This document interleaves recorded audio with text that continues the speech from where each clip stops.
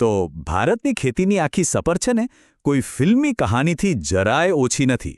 ક્યાં એક સમયે ભૂખમરાની અણી પર ઊભેલો દેશ અને ક્યાં આજે દુનિયાનો અન્ન ભંડાર.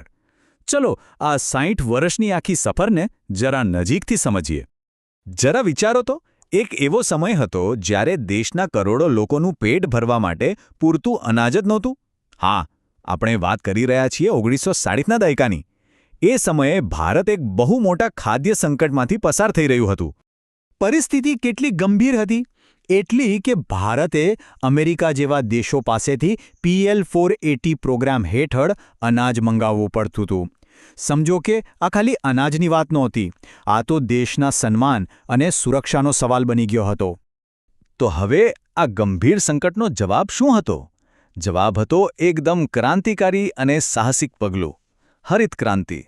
ડૉક્ટર MS સ્વામીનાથન જેવા દૂરદર્શી લોકોના માર્ગદર્શન હેઠળ ભારતે નક્કી કર્યું કે હવે બહુ થયું, આપણે આપણું ભવિષ્ય જાતે જ બદલીશું.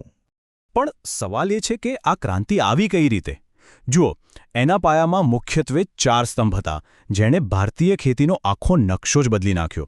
પહેલું, વધુ ઉપજ આપતા નવા બિયારણ. બીજું, રાસાયણિક ખાતરો અને જંતુનાશકોનો ભરપૂર ઉપયોગ. ત્રીજું, સિંચાઈ માટેની વ્યવસ્થા. અને ચોથું, ટ્રેક્ટર જેવા સાધનોથી ખેતીનું આધુનિકીકરણ. અને આનું પરિણામ? અદ્ભુત.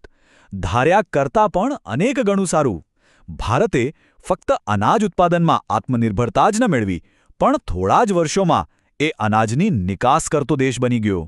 વિચાર કરો, આ કેટલું મોટું, ઐતિહાસિક પરિવર્તન હતું. પણ જેમ કહેવાય છે ને કે દરેક સિક્કાની 2 બાજુ હોય છે, બસ એવું જ અહીં થયું. આ ચમત્કારિક સફળતા પાછળ એક છુપી કિંમત પણ હતી, જે ધીરે ધીરે સામે આવવા લાગી. હા, ઉત્પાદન તો ખૂબ વધ્યું, પણ એની સાથે કેટલાક ગંભીર અને અણધાર્યા પરિણામો પણ આવ્યા. આ ચાર્ટમાં એક બહુ જ રસપ્રદ વાત છુપાયેલી છે. આખી હરિત ક્રાંતિનું ફોકસ મુખ્યત્વે ખાલી 2 જ પાક પર હતું: ઘઉં અને ચોખા. આનું પરિણામ એ આવ્યું કે કઠોળ અને તેલીબિયા જેવા બીજા એટલા જ જરૂરી પાકો પાછળ રહી ગયા, અને ધીમે ધીમે દેશમાં એની અછત સર્જાવા લાગી. અને આની અસરો ઘણી લાંબા ગાળાની અને ગંભીર હતી.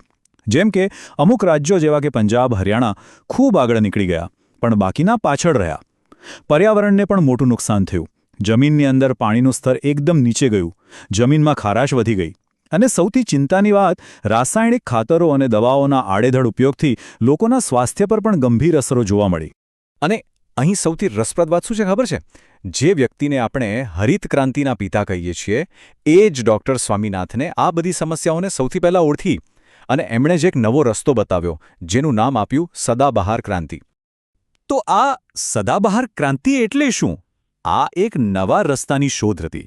એવો રસ્તો જે ઉત્પાદન અને પર્યાવરણ બંનેનું ધ્યાન રાખે. મતલબ કે ખેતી એવી રીતે કરીએ કે આપણી આવનારી પેઢીઓ માટે પણ સારી જમીન અને ચોખ્ખું પાણી બચી રહે. એટલે ટૂંકમાં વાત એટલી જ છે કે આજની જરૂરિયાતો તો પૂરી કરવાની જ છે, પણ ભવિષ્યનો ભોગ આપીને નહીં. અને બસ આ જ છે ટકાઉ ખેતીનો મૂળભૂત સિદ્ધાંત: ઉત્પાદન અને પ્રકૃતિ બંને વચ્ચે એકદમ પરફેક્ટ બેલેન્સ. હવે આ ટકાઉ ખેતીને સમજવા માટે 2 મુખ્ય પદ્ધતિઓ વચ્ચેનો ફરક સમજવો બહુ જ જરૂરી છે. એક છે જૈવિક ખેતી અને બીજી છે પ્રાકૃતિક ખેતી. જૈવિક ખેતીમાં કેવું હોય કે બહારથી ઓર્ગેનિક ખાતર જેમ કે કમ્પોસ્ટ લાવીને વાપરી શકાય છે. પણ પ્રાકૃતિક ખેતીનો સિદ્ધાંત એકદમ સ્પષ્ટ છે: બહારથી કશું જ નહીં. જે કંઈ પણ જોઈએ એ બધું ખેતરમાં જ ઉપલબ્ધ સાધનોમાંથી, જેમ કે ગાયના છાણ અને ગૌમૂત્રમાંથી બનાવવાનું. આ પ્રાકૃતિક ખેતી, જેને ઝીરો બજેટ નેચરલ ફાર્મિંગ પણ કહેવાય છે, એ મુખ્યત્વે આ 4 પાયા પર ઊભી છે. જીવામૃત, જે જમીનને જીવંત બનાવે; બીજામૃત, જે બીજની રક્ષા કરે; આચ્છાદન, એટલે કે જમીનને ઢાંકીને ભેજ જાળવવો; અને વાફસા, જે જમીનમાં હવા અને પાણીનું બેલેન્સ રાખે છે. આ બધું મળીને ખેતરમાં જ એક આત્મનિર્ભર સિસ્ટમ તૈયાર કરે છે. સારું, તો આ બધી થિયરીની વાતો તો થઈ ગઈ, પણ અસલ સવાલ એ છે કે શું આ બધું જમીન પર હકીકતમાં થઈ રહ્યું છે? ચાલો હવે એ જોઈએ કે ભારતમાં આ નવી સદાબહાર ક્રાંતિ કેવી રીતે આગળ વધી રહી છે. તો જવાબ છે હા, બિલકુલ થઈ રહ્યો છે. આ દિશામાં ઘણા નક્કર પગલાં લેવાઈ રહ્યા છે, અને એનું સૌથી મોટું ઉદાહરણ છે આપણું ગુજરાત. ગુજરાતનો ડાંગ જિલ્લો રાજ્યનો પહેલો એવો જિલ્લો બન્યો છે જે 100% પ્રાકૃતિક ખેતી કરે છે. આ ખરેખર બીજા બધા માટે એક મોડેલ છે. અને આ પરિવર્તનને પ્રોત્સાહન આપવા સરકાર પણ આગળ આવી છે. જેમ કે ગુજરાતમાં જે ખેડૂત પ્રાકૃતિક ખેતી માટે દેશી ગાય રાખે છે તેને સરકાર દર મહિને દરેક ગાય દીઠ 900 રૂપિયાની સીધી સહાય આપે છે. આનાથી શું થાય? ખેડૂતને શરૂઆતમાં આર્થિક બોજ નથી લાગતો. પણ હા, એ પણ સાચું છે કે આ રસ્તો એટલો સહેલો નથી. એમાં ઘણા પડકારો પણ છે. જેમ કે જ્યારે કોઈ ખેડૂત રાસાયણિક ખેતી છોડીને પ્રાકૃતિક ખેતી તરફ વળે ત્યારે બની શકે કે શરૂઆતના 2-3 વર્ષ ઉત્પાદન થોડું ઘટી જાય.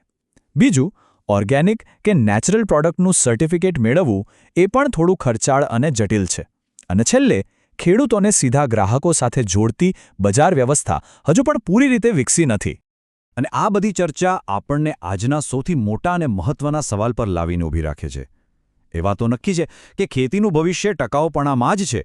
પણ શું આ પદ્ધતિઓ આપણા 140 કરોડ લોકોના દેશનું પેટ ભરવા માટે ખરેખર સક્ષમ છે? શું આપણે આટલા મોટા પાયે આને લાગુ કરી શકીશું? આ એક એવો સવાલ છે જેનો જવાબ આપણે સૌએ સાથે મળીને શોધવાનો છે.